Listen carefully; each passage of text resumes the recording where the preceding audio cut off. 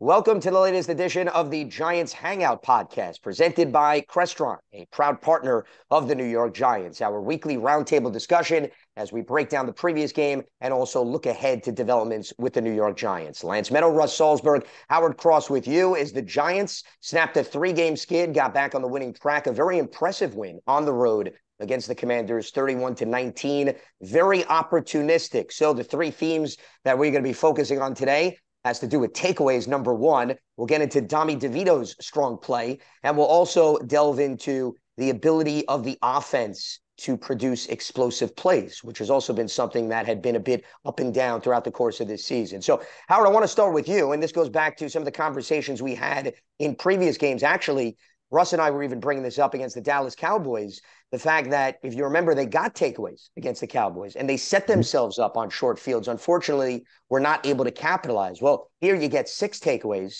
But to me, the most important statistic is 24 points off of those 6 takeaways. And the point being, they took those takeaways and they translated it to points on the offensive end. It was true complementary football on full display. Well, yes, I think it was. I think there's a lot of things to say about the game. I think the Giants did a good job taking advantage of some opportunities. I think also they realized something that was going on during the game that, maybe the fans at home didn't realize. Maybe the first game I've ever seen in history that didn't have an offensive holding penalty. And Right. yeah, and once they figured that out, then it kind of helped them. In the first part of the game, you saw it play so they outside to Saquon. You're like, okay, oh, no flag. Interesting. And they were doing the same thing on both sides. Once they figured out that's how they were called in the game, things started to get a little easier for them on the offensive side, and it helped them out a lot. As far as, Tommy goes and his play, he did a good job. I think he still had a problem, and I think the offensive line still has a problem picking up the blitz a little bit. But outside of that, if they just played standard defense and try to drive back in zone, they let them up. Yeah, I thought, listen, after it, nobody's having a pity party for us guys. But, it's kind of nice on a Monday morning to be talking about all these positives. The one thing that I was a little concerned of, because, listen, kudos to everybody. We touched on it. We've been lacking complimentary football, and we got complimentary football yesterday. The one thing I was a little concerned with, and you were on the sideline, Howard, was it wasn't even the sacks. Part of it was Tommy's fault. Got to get rid of the ball faster. I think people alluded to that. What bothered me early on, and again, I can't see what you're seeing, Howard. I thought, for example, the first time Saquon touched the ball, people were on him 4 yards into the backfield before anything. And I'm saying, geez, that's like, it was almost like they knew the play was coming. Like, I don't know, but you tell me what you were seeing from down there, because that was discouraging. Well, what I saw was they ran the ball a little bit kind of inside, try to do some inside counters and inside traps. But that's the strength of their defense. And once you got the ball to the edges, those inside guys couldn't get over there fast enough to make a play or be effective in the play. I thought that was kind of like would be the attacking moment of the game. Offenses are called so differently now. In the old days, if you found something that could work or possibly work, you would just run it until they stopped it. This day, they do so many multiple things, trying to get the ball, as Lance says, stats, explosive plays, trying to get the ball down the field. And move and do different things that sometimes you get away from things that are working. The interior guys all 3 guys are kind of Pro Bowl caliber players. You run it at them, they're going to make plays on us. You got a rookie at center and 2 guards that are trying to do their best to hold up in there. So if you pull, one of those guys are coming right behind the pull guy and making a play. If you don't run this basic, what we call base plays where you double team up to the second level, they have the advantage. Yeah, to me, what was impressive about Tommy DeVito, especially in that first half, I mean, he's completing passes, and that defense is knowing they're not running the ball. Mm-hmm. The Giants were not going to be running the ball. They have -1 yards for the first half, I think it was, or 0 yards. Mm-hmm. 0, yeah. Yeah, Tommy, they're knowing this third string quarterback is going to be throwing a ball, and he did a heck of a job. I mean, there was some really bullet passes, on the money passes. The kid showed a lot of courage and guts yesterday, and I got to say kudos to head coach Brian Dable, because listening to everybody question him. I mean, he was asked this week, is he your starting quarterback, Tommy DeVito?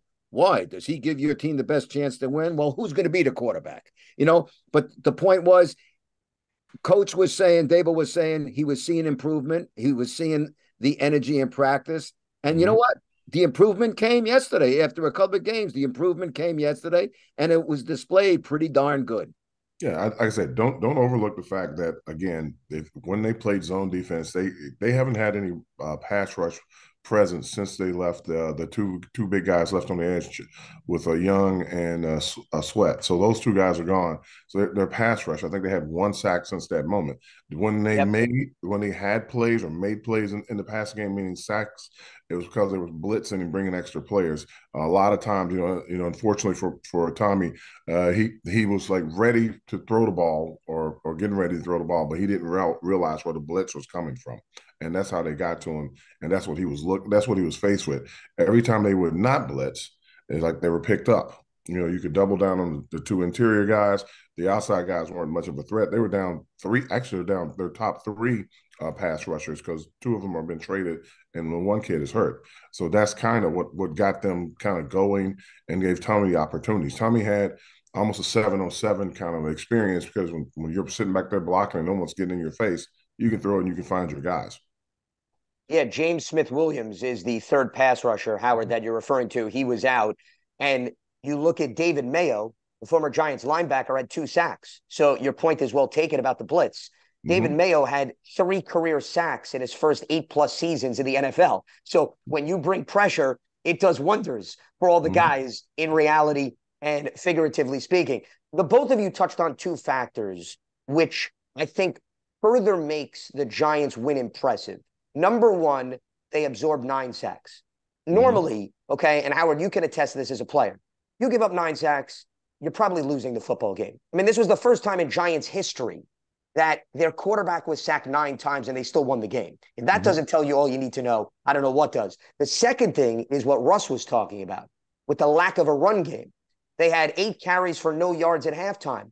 Saquon made up for all those struggles with a 36-yard run and a 31-yard run. I mean, he was responsible on 2 runs for pretty much all of their 91 rushing yards. So the point is, in the past, Howard, if you were to say they can't run the ball, they give up 9 sacks, the game is non-competitive.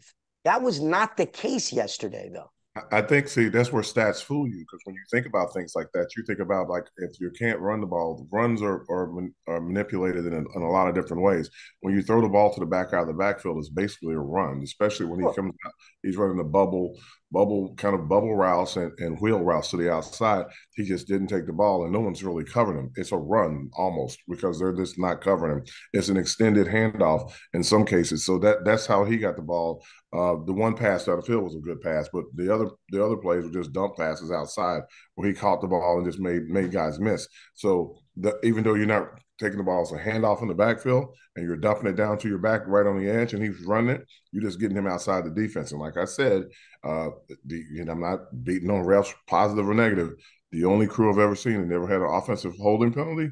It's easier when you get on the outside and guys can get a little extra cloth and hold you a little bit. So when you get out there, you get a little extra freedom.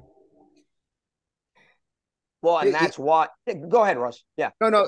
I was just going to say also, Brian Dable alluded to it in the in his post game, and I thought he had a good game as well, Wan'Dale Robinson. But he alluded to Robinson on a big run by Saquon. It was Wan'Dale who made it happen, which I didn't notice that as I'm watching it. Wan'Dale made it happen with an initial cut or block or what, but I thought Wan'Dale he had a great game, catching the ball. He had a great game getting involved in because a guy that size, you don't expect him to block you, right?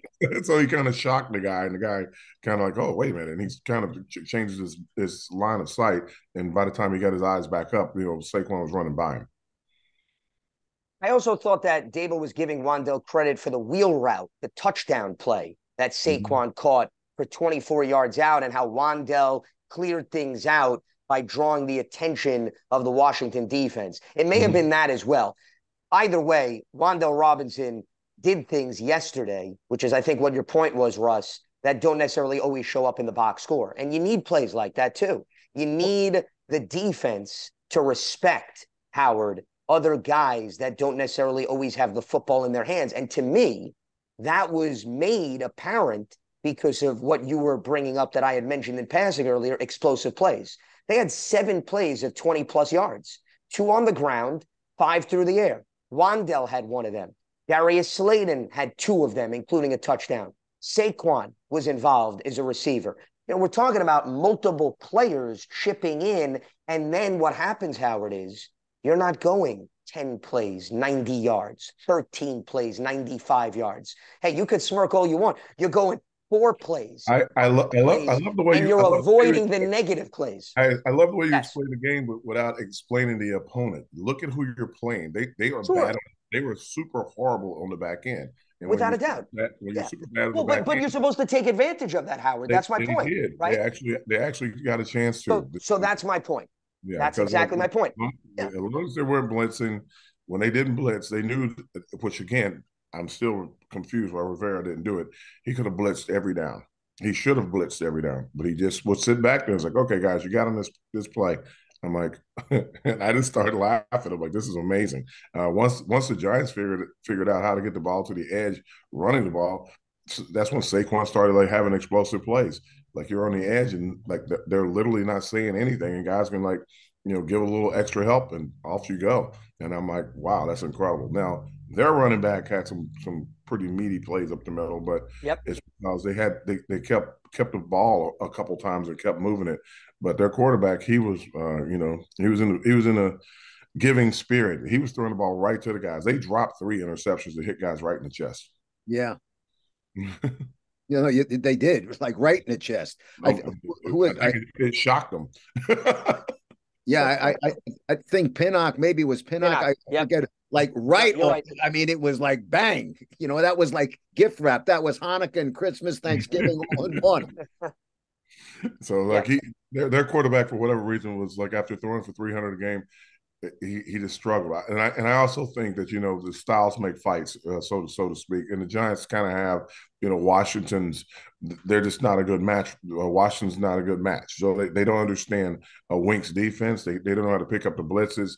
They don't know where guys are on the field. And it just confuses them, and they can't pick it up. And when you start getting confused and you get behind and they can keep coming after you, it makes for a hard game for them. Speaking of Wink's defense, I mean, he's got his first double-digit sack guy in Kayvon Thibodeau, and let me tell you, we have been seeing it gradually each week. Mm-hmm.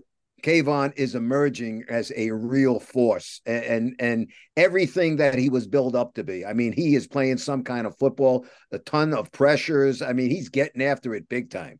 Yeah, he's the benefactor of being, you know, kind of on the side with Dex. When Dex is having a game like he had that, you know, I don't know what the box scores are like, but he was making tackles, crushing guys, knocking guys off the ball. Sometimes he'd be upfield so far, so quick, it would change the whole offensive play. So he's getting the benefactor of being there, and they have to have so much attention on Dexter.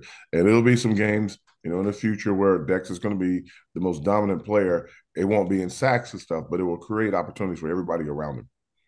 Wink has said on more than one occasion that a guy that big as Dex is, should not be as athletic as he is. That's that's about the highest praise I think Wink could give him. He is definitely a dancing bear. He can get around a lot. That's pretty impressive. And Kayvon also was very solid in stopping the run too, which I think he deserves credit. As much as he has been getting after the quarterback, he also has made some really nice, well-disciplined stops in the trenches to aid Dexter Lawrence in limiting the opponent's ability to pound the football. And I don't think that necessarily is something that people talk about when they bring Kayvon Thibodeau up. And Howard, you could say this from seeing players evolve and develop over time, that the good pass rushers also can stop the run en route to the football or do that as complements to their ability to get after the QB. I think he's learning his technique and being able to set the edge, as people would say. When you set the edge and cause a play to go back inside, if the back turns and tries to cut back away from you, it gives you an opportunity to make a tackle from the backside.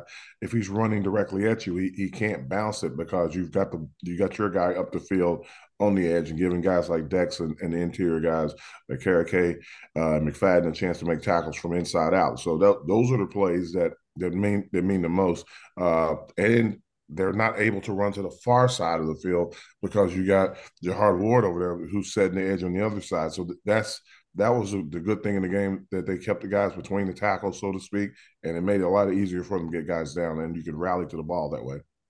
And on that topic, as much as the 6 takeaways were great, if it wasn't for that pass rush and some of the hits on Sam Howell, I don't know if they get as many takeaways, because if you go back, I mean, both of you were mentioning it was the season of giving for Sam Howell because he laid out the red carpet treatment, it seemed, for the Giants defense with all the takeaways. But if you go back and you look at a number of those plays, it was a product of they got to Howell. They forced him not to get enough mustard on the throw on some of those, and that set up some really easy center fielders getting underneath the baseball type of interceptions, if you go back. I think that was like later in the game that they start sacking. They didn't really sack him in the first half. They didn't really hit him in the first half. He threw his first interception in the first half, and he had plenty. Well, he overthrew.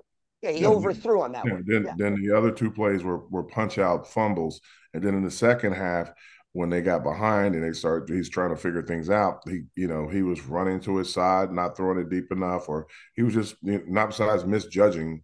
I mean, Dex was in his face a few times, never really got a hit on him. But once they started to hit him is when he got a couple of those like floaters you're talking about. Yeah, the Darnay Holmes interception was a floater, and so was the Isaiah Simmons that sealed it with the pick 6. So that's what I essentially was referring to.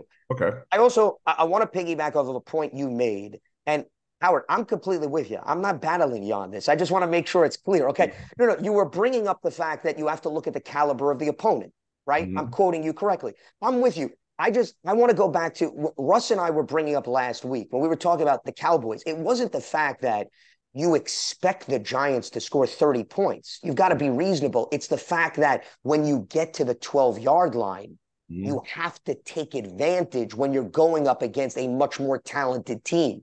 And those things on the execution level were showing up more consistently against Washington yesterday, which, to your point, does not pose the same challenge as the Dallas Cowboys. I don't think anybody's naive. We all understand that. But I would say in the NFL, if you go up against a team that is of equal value to you or lesser value, you have to be able to prove that you can capitalize on that. And that's what the Giants did yesterday. Okay, I'll give you that one. I won't challenge. Oh, look at this! This is a moment on the Giants Hangout. I will let you know. Wait a minute! Later. I hope everybody watching and listening is taking this into consideration. I will let you know later why you're like I'm like, okay, I'm not going to go through the whole. I can do the numbers for you and prove where you're like you're not seeing it, but I understand. Okay. All right, I'll take that as a little headway. Sometimes you have to go, okay, if that's what you want, if that's the angle you're looking for, I like it, but that's not what kind of was happening. Well, I think regardless whether it's a better opponent or a lesser opponent, you have to take advantage of what's in front of you if you have the opportunity. I don't care if it's the Dallas Cowboys, the Washington Commanders, or San Francisco 49ers. If it's there, you have to do something about it. And that's how you give yourself a better chance of winning the game. And yesterday, the Giants did that. So kudos to the Giants as they move forward. Listen, it's Thanksgiving week. It's a feel-good time for the Giants. Good for them. I mean, they haven't had a lot of feel-good feelings this season. And you know what? That yesterday was a really feel-good moment for everybody involved. It was a good team victory. Yeah, they had a great victory. I thought they did a good job. I thought they hung in there and they made it. They made it through. Even when things weren't totally great, they were fighting and scrappy. They had a good game, had great attitude, great energy the entire time. And when plays were available to them, they made them. That's the biggest thing I said. And the thing I asked for last week said, I don't care about any victories or anything going forward. I just like to see a little more improvement. And you saw a lot of improvement in the game. And that said, we still had to be on the edge of our seats in the last minute of the game. No, this ain't going to happen. No, this ain't going to happen. Fortunately, it didn't happen. Absolutely. They had, like I said, improvement all the way around. They closed it out.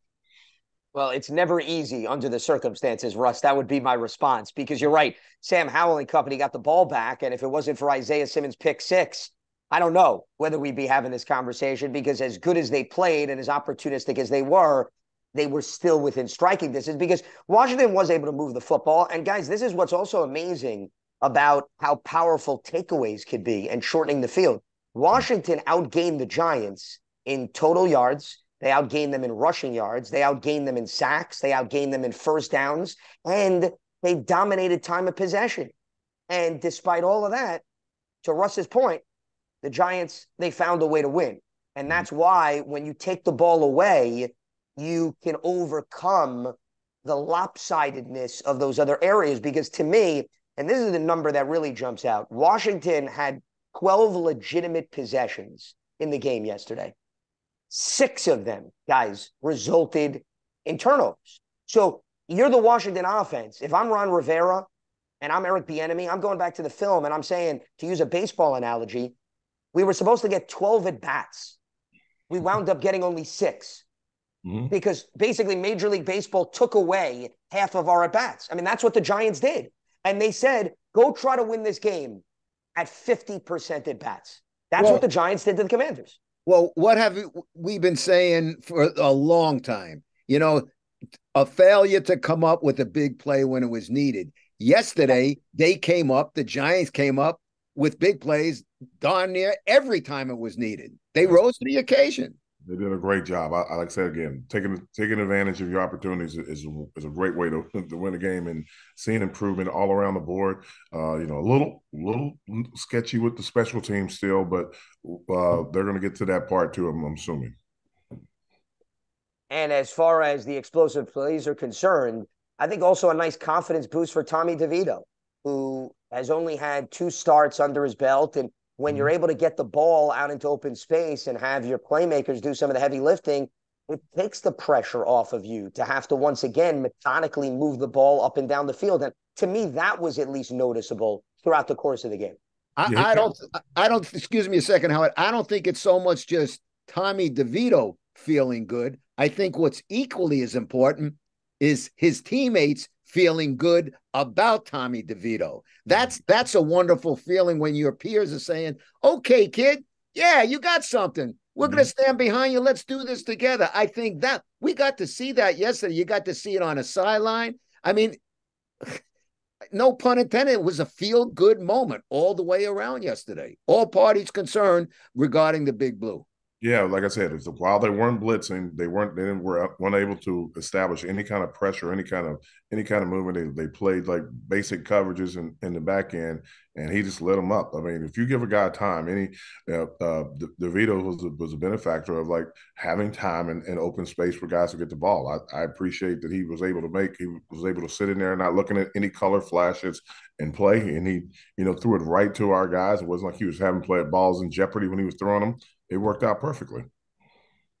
And they were able to, once again, finish drives, put points on the board. Because even if you take away the Isaiah Simmons touchdown, you're talking about an offense that still produced 24 points. And guys, that's been unheard of this season.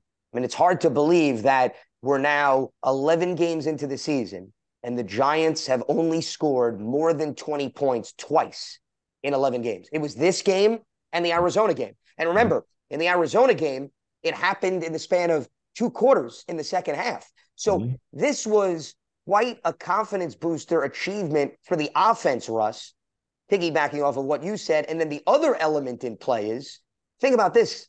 This was a defense that had surrendered nearly 1,000 total yards in the last 2 games combined. I'm taking the Raiders and the Cowboys. Now, Washington had over 400 total yards of offense, but when you get 6 takeaways, and I know 1 came on special teams, at least it gives you the feeling that you're capable of making stops and not have the opposition run over you and find the end zone left and right, which was happening against the Cowboys. So I think Russ's point is well taken. It was a feel-good moment for all 3 facets because they executed, Howard, to a point that we had not seen really over the last 2 weeks.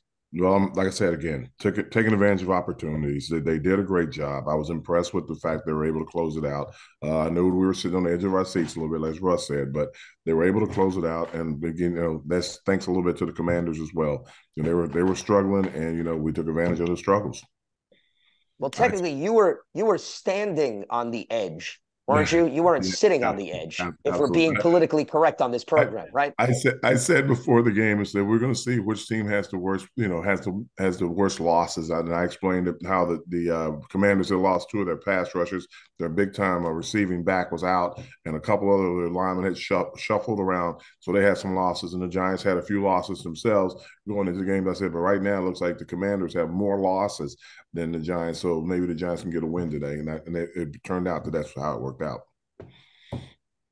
And then as far as the standings are concerned, the Giants get their second win in the division. We're not looking ahead and we're not talking playoffs. That's not the point of this. But this is a team, Howard, that you were referencing that has had the number of the Commanders as of late. It's kind of interesting when, guys, you look at the division. The Eagles and the Cowboys have had the Giants number. They've dominated in recent history. But 11 meetings now between the Giants and the Commanders. The Giants have 8 wins. They have 2 losses. They have 1 tie.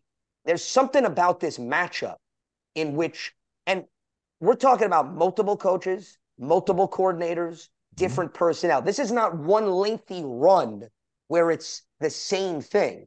And that is also unusual when you take a look at that and how the Giants just continue to find ways to beat the Commanders, regardless of also where the game is being played too.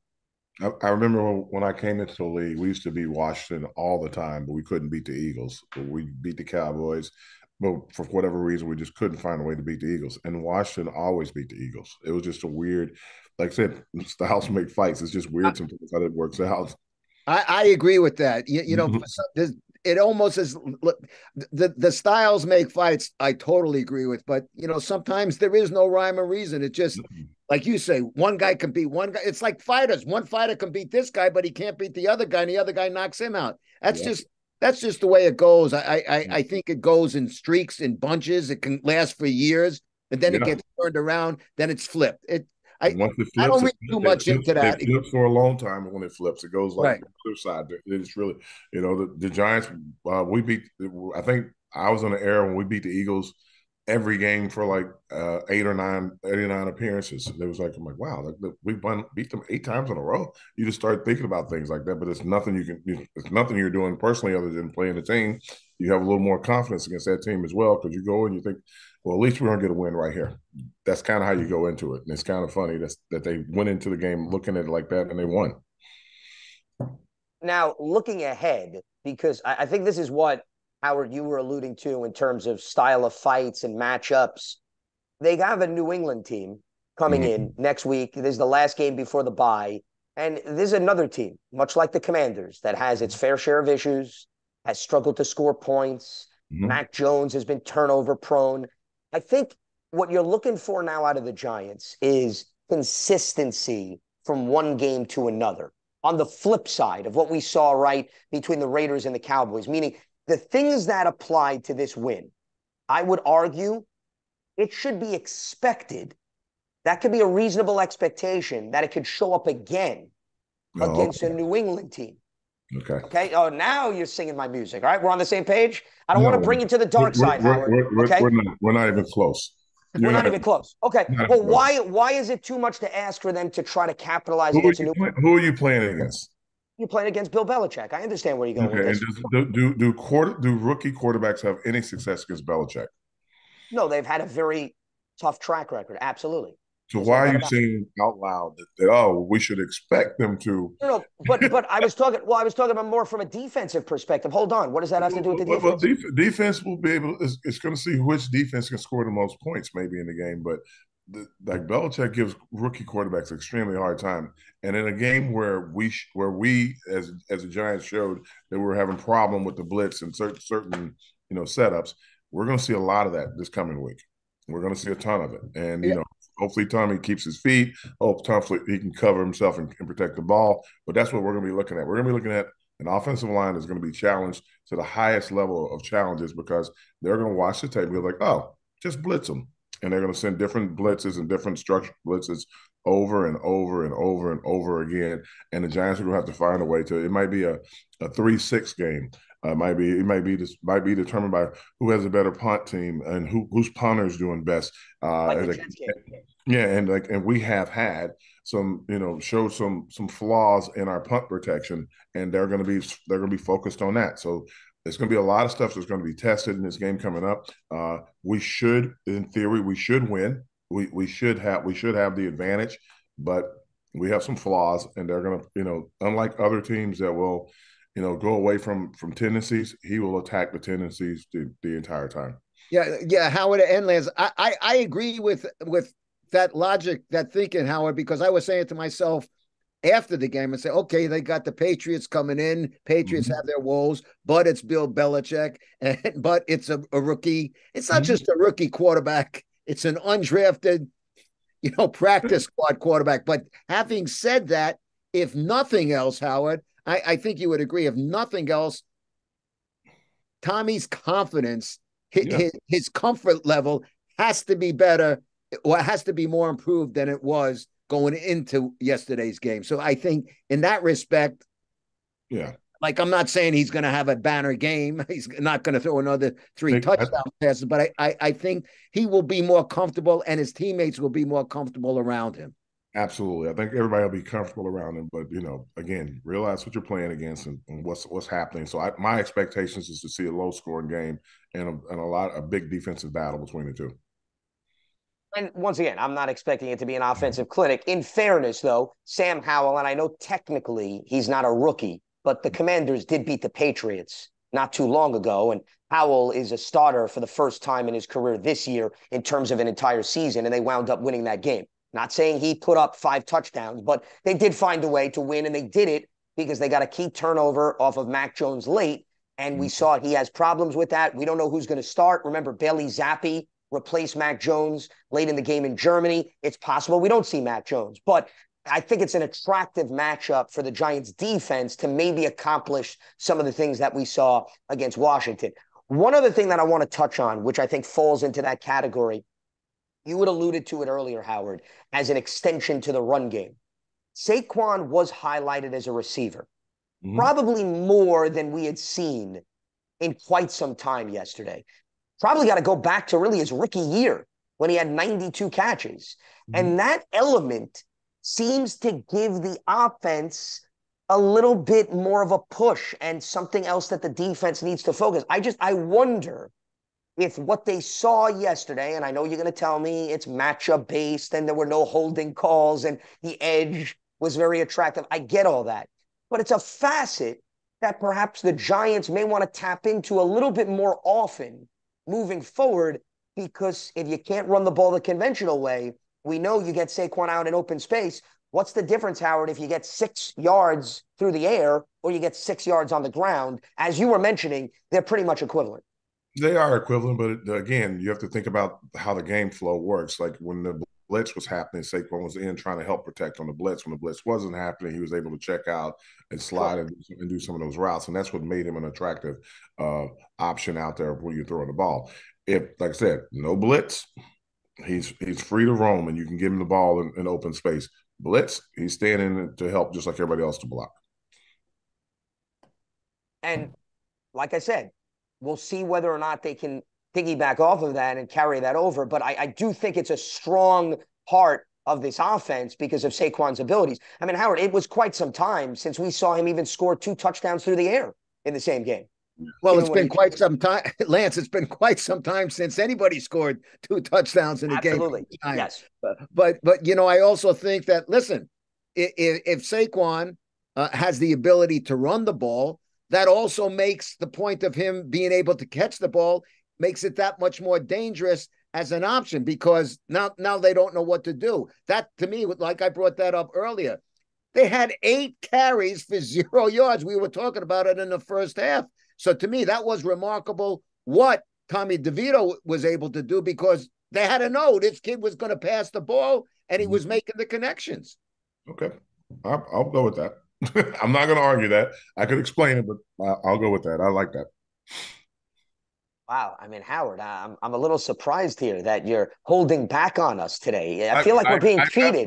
We're being cheated on the Giants Hangout. This is not fair. Listen, I'm explaining the public it to you if I tell you what it is, and you keep telling me like, okay, it's the stats. I'm like, okay, Saquon's ability to catch the ball out of the backfield is because you hand it off to him. They overcommit to the run to make sure he can't get out. You hand it off to him, overcommit to the run so he can't get out. Fake it to him. They've overcommitted to the run. He runs by them, and you just dump it to him. He's behind them. He gives them the ball. It's a big play. That's what it looks like. They're overcommitting to the run when they say DeVito is the quarterback. There is no other option for running. There is no Daniel Jones in there. So the quarterback runs out. Tyrod Taylor's not in the game. The quarterback runs out. It is DeVito and Saquon. Focus on Saquon. Make sure he doesn't beat you. And when you focus on him and you're trying to stop him from running and you fake it to him and everybody overcommits and he gets by you, it's a foot race. Yeah, well, you're watching it in the game. That's what's happening. That's what I'm saying. Like, it's not that I'm not saying that you guys. I'm like, I get what you're saying, what you're looking at, but you got to kind of understand why they're doing what they're doing, and that makes it easier for me to, like, when I'm watching the game, like I was calling the plays from the sideline, and everybody was like laughing. I'm like, so I was like, all right, here we go. They're going to do this. And like, I can see the blitz is coming. Like, they're going to blitz off the right edge. I'm like, hopefully he sees it. The receiver, one time he threw the ball over the receiver's head because he thought the receiver was going to keep going, but the receiver was doing the outbreak from the blitz. So there's things they're still working on and trying to get to. By the time he gets to all of them, Tyrod will be back. So that's going to be the other thing. So it's going to be interesting to see. The one thing you said, Howard, that I totally agree with. It doesn't matter, if Saquon is taking a handoff or it's just a short outlet pass. And that's some of the things that I always laugh about when you look at the yardage for quarterbacks. They'll say he threw for 300 or 400 yards, and 150 of them came on little out passes that guys ran for 30 and 40 yards. That's it looks in the stat as a 30-yard or 40-yard touchdown completion, but that's not really the case. The case was the catch and run. So I agree with you on that, Howard. Like, you got to see things like they tried to run a delayed handoff a couple of times, and it was a delayed handoff to Saquon. He got crushed in the backfield every time they did it. Because why? All eyes are on 2-6. Like, okay, well, if you're going to keep your eyes on him, let's put him out on the edge and see if you can keep up with him. And that's what changed the game for them in the run game. Well, Russ, you're referring to yardage after the catch, and sometimes it's a 50-yard bomb down the field, or it could be a 5-yard pass, and then the running back and the receiver gets a lot more yardage. That just goes to what Howard said earlier. I don't care if Saquon's getting a handoff or of a 2-yard pass. Mm-hmm. Having the ball in his hands makes him and the Giants that much more dangerous. That's all. Sure. Yeah, and the numbers add up the same, which was my point. It doesn't matter what classification you put it in. But I just want our viewers and our listeners to understand that Howard apparently is going to be sitting right next to Mike Kafka this week, since he knows the offense so well and knows all the plays. So you're not going to be reporting from the sideline this week, right? You're going to be right in the booth calling the plays, apparently. I call the plays on the offense. I call the plays on the defense. I can see some of the stuff that's happening, and you start to understand it because, again, it's not rocket science when you start to see things like unfold in the game. Like the no holding thing was like amazing. I'm like, I wonder how long it's going to take them to figure that out. And like once they start, we were talking about it on the air the entire game. Like Bob Papa must have mentioned it 7 times. Like, I've never seen a game where there's no offensive holding. Like, you're right. They're like, let's go to the edges. Let's see what happens.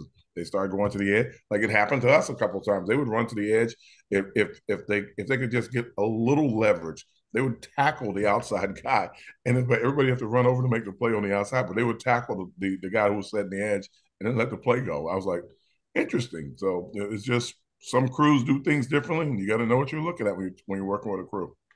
So before we wrap up, Mike Kafka and Wink Martindale should be concerned. What about Thomas McGahee? Do you have any plans on calling special teams plays, or is he safe? I call the plays on the offense and defense on both teams when you're watching the game. Sometimes I think you're watching the game and you're doing the stats. I'm watching the game like, okay, the safety just rolled up. That guy's coming. Like you're watching it and you're hoping that the team that's playing, either team is picking it up fast enough. You can see he looks like he's blitzing. Like the safety's back, he's not blitzing because if he blitzes, there's no one to cover. So like you see things like, okay, you're hoping that they're picking it up as you go. That's just football with the way we watch it. Right, so I'm adding Ron Rivera and Eric Bieniemy and Jack Del Rio should be just as concerned then, apparently, as the Giants coaching staff. And just to clarify, I'm not writing down stats. I'm using stats as a complementary piece to what I'm also visually and seeing. I understand. I know. No numbers on this program. We can't use any numbers to back up our observations. It's all meaningless numbers to you. Most of it is when you're watching the team. The team that we're playing right now, we're struggling right now. So a lot of the stuff is like it's good to have numbers. And we like said, 6 turnovers were awesome, but so check. 6 takeaways is allowed. That's they threw the ball. Can I press my luck? What's another statistic? We should have had 9 takeaways.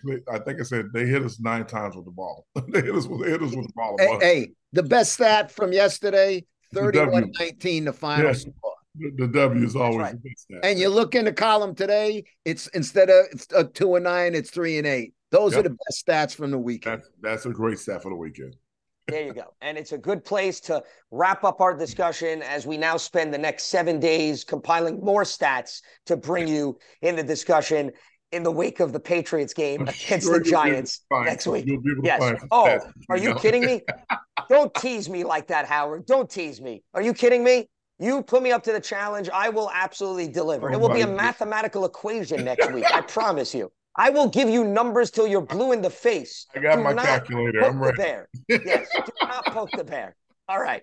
That is going to wrap up the Giants Hangout podcast. It's presented by Crestron, a proud partner of the New York Giants. Our weekly roundtable discussion, we recap the previous game. We look ahead. Lance Meadow, Russ Salzberg, Howard anti-cross numbers as we move forward here on the Giants Hangout. You can stay locked to Giants.com, the mobile app, as well as your favorite podcast platform. We'll speak to you next week. Have a good one.